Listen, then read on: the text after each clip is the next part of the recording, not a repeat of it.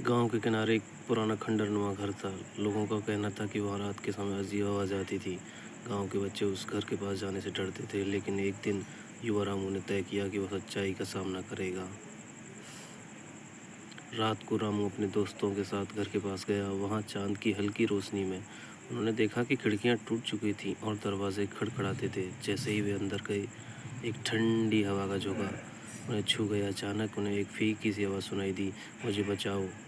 रामू और उसके दोस्त घबरा गए, लेकिन रामू ने हिम्मत जुटाई और आवाज़ की दिशा में बढ़ने लगा। एक कमरे में उन्हें एक पुराना आईना मिला, जिसमें एक धुंधली छवि दिखाई दी। वह छवि एक युवती की थी जो बहुत दुखी लग रही थी। मैं यहाँ कैद हूँ, उसने कहा। कई साल पहले मुझे इस घर में बंद कर दिया गया था। मेरी आत्मा अब इस आईने में फंसी है। रामू ने तय किया वह उस लड़की को मुक्त कराएगा।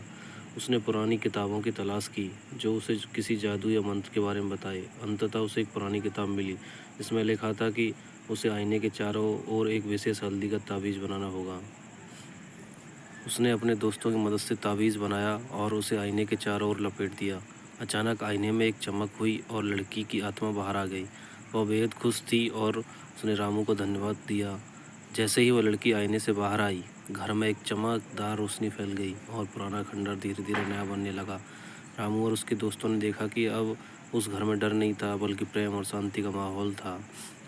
लड़की ने रामू से कहा, अब मैं आज़ाद हूँ, लेकिन तुम्हें कभी नहीं भूलूंगी। तुमने मेरी मदद की और मुझे मेरे दुख से मुक्त किया। रामू ने समझा कि सच्ची बहादुरी हमेशा डर पर विजय पाने में होती है। उस रात गांव में फिर कभी कोई अजीब आवाज़ नहीं आई और वह खंडर अब सबके लिए कहानी बन गया, एक रहस्य जो दोस्ती और साहस की मिसाल थी। धन्यवाद।